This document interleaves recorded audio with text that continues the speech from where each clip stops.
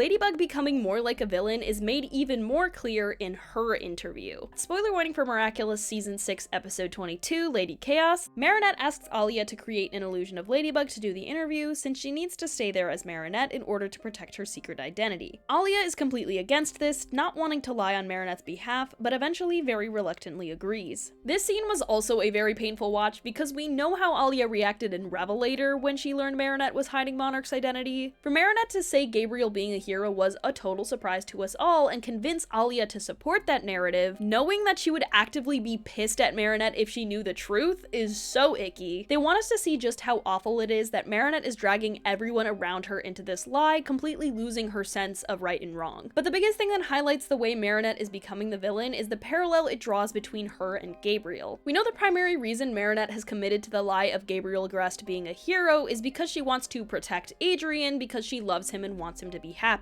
And when the illusion of Ladybug is explaining the good of Gabriel Agreste, she says this. Everything he did to protect you.